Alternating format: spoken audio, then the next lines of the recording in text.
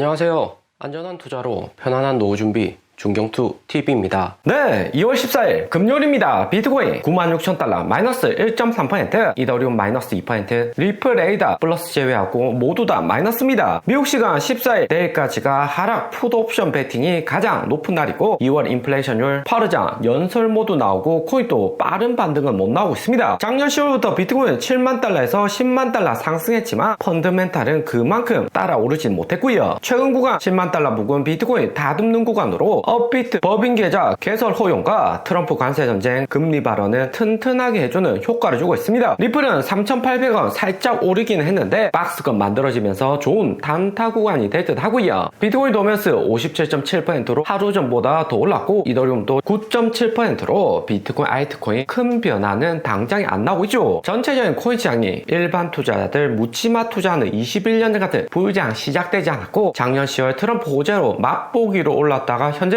시장을 다지고 있습니다. 이렇게 시장 잘 만들어 놓는다 본격 개인들 진입 시작하면 비트코인, 이더리움, 리플 등 순식간에 더 상승을 하는 거죠. 작년 1월 비트코인 ETF 상장 이후 코인 시장의 안정성은 확실히 올라갔습니다. 20년, 21년만 해도 하루아침에 비트코인 10% 올랐다 또 마이너스 10% 내리는 널뛰기 장세였고요. 하지만 최근에는 기관들이 진입 많아지고 높은 변동성은 사라지면서 점점 안정화가 되고 있습니다. 단타에 익숙한 코인 투자자에게는 지루한 장이 될 수 있겠지만 기관들 큰 손에게는 투자할 수 있는 자금 좀 더 안정적으로 장기적으로 코인에 넣을 수가 있는 거죠. 우선 오피셜 트럼프 업비트 상장이 되었습니다. 빗썸 코인원은 국내에 먼저 상장하고 뒤늦게 정신차린 업비트 상장시켰고요. 오피셜 트럼프 같은 인기 코인 상장이 늦어지니까 점유율을 많이 뺏겼습니다. 코인 주식 투자자들 글로벌 미국 상황 빠르게 보고 있기 때문에 뒤늦은 상장 조치는 장기적으로 점유율에 부정적이고요. 업비트 최근 점유율은 67%, 빗썸 30%, 코인은 코비 고팍스 순서로 빗썸 비중이 많이 올랐습니다. 업비트는 28년 초반에도 80% 점유율 육박하다가 신생 코인 나오면 빨리 상장 안 시키고 빗썸 코인원에서 먼저 상장시키니까 업비트 점유율이 점점 빗썸에게 뺏기고 있고요. 트럼프 코인은 나온 지 한 달이 넘었는데 순식간에 바뀌는 알트장에서 업비트 시간을 너무 끓였습니다. 트럼프 코인 24,000원대로 아직까지 고평가고 큰 하락은 남겨두지 않았다 생각이 되고요. 업비트가 그나마 뒤늦게 상장시켜서 투자자들 손실 망한 거지 5만원, 6만원 상장시켰다면 알트비전쿤 업비트 내에서 투자자들 크게 흔들렸겠죠. 업비트가 투자자들까지 생각했다는 건 아니고 오피셜 트럼프 같은 코인들은 재벌이 운영하는 코인이기 때문에 일반적인 알트코인하고는 성격이 다릅니다. 재벌들은 보유하고 있는 자산 가치가 폭락해도 당장에 큰 신경 안 쓰고요. 쉽게 말해서 우리가 자산 10억 있는데 1억 삭제되는 것과 재벌이 1000억 있는데 1억 없어지는 건 차이가 큽니다. 우리에게 1억이 재벌에게는 100만원, 10만원 정도다 생각할 수가 있죠. 자수성가 머스크 같은 인물이야 빠르게 도지코인 피드백 줘서 반등기미 만드지만 트럼프 코인 같이 재벌 코인 성격이 강한 알트들은 움직임이 확실히 다릅니다. 하지만 재벌이라도 너무나 가치가 크게 하락하면 위기감 느끼는 것은 매 한 가지이고요. 트럼프 코인이 비록 민코인 일종이지만 트럼프 일가에서 공식 출시한 코인이기 때문에 하락 오면 트럼프의 체면이 깎이는 건 매 한 가지죠. 재벌들끼리도 너네 코인 박살나고 있는데 왜 모르냐? 트럼프 일가들 하는 게 다 그렇지 이런 루머 떠돌아다니면 그제서야 신경을 씁니다. 때문에 트럼프 코인 하락이 더 있을 수는 있겠지만 반등도 크게 올 거다 생각이 되고요. 그리고 업비트 트럼프 코인 상장에 이어서 금융당국의 법인 가상자산 실명계좌 허용으로 인해서 수혜를 받고 있습니다. 법인 자금 상반기에 6천억 업비트로 이동할 수 있다 소식도 나오는데 우선 상반기에 매수는 안 되고 매도로 법원이나 대학교, 학교법인 기부금 단체 코인 거래소에서 보유 코인을 매도할 수 있게 우선적으로 허용을 하고요. 하반기에는 상장사나 전문 투자 등록법인 등 대부분의 일반 법인들도 코인 거래가 가능하게 됩니다. 법인들이 보유 자금 은행에 예치해봤자 2.9% 이자율로 우대 받는다고 해도 3% 내외이고요. 거기에 부동산 투자 많이 하는 오피스 상가는 6년, 7년 투자하고도 비용 빼면 손해인 경우가 허다합니다. 한국 지방도시는 이미 초토화된 지 오래고 서울도 상가 5년 이상 투자했다고 해도 비용 다 빼고 나면 손실인 경우가 상당히 상당히 많죠. 법인들 또 다른 투자 루트인 한국 주식도 미국 주식이나 수익률 좋지 한국 주식은 돈 넣는 순간 삭제다 볼 수 있죠. 더욱이 내년이 한국 주식 가장 큰 고비로 미국 금리 동결이 장기화되며 한국 주식도 올랐다가 또 빠질 수가 있고요. 상반기부터 법인장은 코인으로 먼저 이동을 해줘야 되는데 한국 경제 상반기 여전히 안 좋기 때문에 법인장까지 코인으로 빠져나가길 원하지 않는다는 의미이기도 합니다. 거기에 법인들 쉽게 투자할 수 있는 코인 현물 ETF 도입도 신중해 또 신중한다. 도입 안 한 국가도 있다 이야기를 하고요. 도입 안 한 국가들 거의 후진국으로 코인에 대해서 이해도가 매우 낮고 한국만 해도 업비트 포함해서 국내 거래소가 글로벌 3대 거래량을 내보내는 곳입니다. 정말 황당한 뉴스이기도 하고 한국 금융시장이 얼마나 후진적이고 코인 거래소만 우선적으로 밀어주게 하는지 확실히 알 수 있습니다. 법인들이 비트코인 이더리움 ETF로 단타 치는 것도 아니고 대량의 자금 신중하게 움직이기 때문에 ETF 상장된다 해도 큰 문제는 없다 생각이 되고요. 무엇보다 한국 소형 빌딩 한국 주식이 코인보다도 수익률이 덜하기 때문에 내년 들어서 한국 자산시장 폭락할까봐 코인 거래소 먼저 밀어주기를 하는 거죠. 법인 계좌는 현재 200개 정도 되는데 업비트 통해서 6천억 정도 매도할 수 있다 이야기를 합니다. 거기에 법인 계좌 개설되고 나면 업비트 독점을 우려하는 당국이다 이런 문구도 있었는데 금융당국 정부에서부터 업비트가 시장 점유율 80% 가져가는 것을 원하지 않는다는 의미이기도 하고요. 혹시나 업비트 망하면 어떻게 하나 리스크 관리하는 것처럼 보이지만 결국에 국민은행이라는 1등 은행과 협력한 빗썸이라서 국민은행 협력으로 파워는 강해졌습니다. 국민은행이 부동산 대출 가장 많이 해서 국내 1등 은행 된 것도 있겠지만 쟁쟁한 하나, 농협, 우리은행 다 제치고 1등 하는 데는 그만한 실력이 있다는 거고요. 정부 관료와도 밀접하게 연관되어 있으니까 1등을 할 수밖에 없는 거죠. 빗썸 세력들도 이대로 가다가는 업비트한테 밀려서 거래소 삭제될 게 뻔하니까 살을 주고 뼈를 취한다. 육참골단의 전략이다 생각이 들고요. 국민은행처럼 1등 은행과 협력하기 위해서는 빗썸의 지분도 넘겨준 거죠. 업비트는 작년부터 징계받고 100만원 미만의 거래도 개인정보 투명하게 공개해야 된다 제재가 났습니다. 하지만 업비트도 그냥 쉽게 코인 업계 1등한 거래소가 아니기 때문에 금융정보분석원에서 영업정지 같은 강한 제재는 못하고 있고요. 3차 제재심까지 들어갔지만 그럴듯한 제재는 아직까지 안 났습니다. 오히려 법인계좌 코인 거래 허용으로 상반기 정부 부처에서 7억 2천만 원어치 코인이 업비트로 나올 수가 있게 된 거고요. 거진 법원이나 세무서에서 압수한 코인이 대부분이죠. 공익 목적 코인 법인 계정 운영 방법에서 보면 1등이 가상자산 압류, 2번 몰수 추진, 3번이 검찰정 법인 계정이죠. 가상자산 매각 국고기속으로 운영 방법 나와 있습니다. 불법적으로 사용한 코인을 압수하는 과정인데 6천억 가량 된다고 하고요. 상반기에 정부, 지자체, 대학에서 코인 일부 매도는 하겠지만 비트코인 30% 정도 매도일 듯 보입니다. 나머지는 여전히 홀딩할 것으로 보이고 미국이나 중국처럼 비트코인 수량을 일부 모아갈 수 있다 생각도 되고요. 정부 부처에서도 23년까지만 해도 빗썸을 가장 많이 이용을 했지만 24년 들어서 업비트로 모두 다 옮겼습니다. 코비드 일반 법인 자금도 많았지만 일시적인 거래라서 큰 신경 쓸 건 없고요. 한국 정부도 이렇게 업비트 쓰는데 독점 우려하면서 빗썸 코인원 써라 투자자들 유도하는 것은 불합리하다 생각됩니다. 업비트하고 바이낸스 해외 거래소 반반 나눠서 우리 중경투자객들 이용하시는 게 베스트일 듯 하고요. 무엇보다 빗썸은 2018년 300억 가량 해킹된 적이 있습니다. 빗썸이 비록 2005년 해킹된 지 7년 지나고 국민은행과 거래하면서 신용도 회복은 했다 생각이 되는데 당장에 1, 2년은 문제가 안 되더라도 이후 알트코인 상승 이후 또 폭락장 올 때 거래소 해킹 같은 이슈는 또 나올 수 있다 생각이 들고요. 그리고 그레스케일에서 도지코인 현물 ETF 신청을 했습니다. 블랙락이 지분 가장 많이 들고 있는 그레스케일인데 미국 정치인자 머스크가 지지하는 도지코인이기 때문에 ETF 신청 안 할 수가 없는 거죠. 눈치 빠른 블랙락 CEO 레리 핑크 그레이스 통해서 빠르게 도지코인 상장을 신청을 했습니다. 민코인 도지코인도 ETF가 되며 리플 솔라나 상장은 시간 문제다 생각되고 특히 리플은 거래량 많기 때문에 나스닥도 작년부터 눈독 들이고 있는 코인이고요. 그레스케일은 비트와이즈 21쉐어스와 비교가 안 되는 규모의 1등 2021년 비트코인 6만 달러 할 때도 보유 비트코인이 60만 개로 작년 ETF 상장 이후 보유 비트코인 매도는 했지만 비트코인 가격은 9만 달러 10만 달러 언저리 높게 평가가 되어 있습니다. 오늘의 영상은 여기까지입니다. 좀 더 디테일한 투자 정보가 필요하신 분들은 커뮤니티로도 자료가 공유되니까 멤버십 가입과 구독 부탁드립니다. 감사합니다.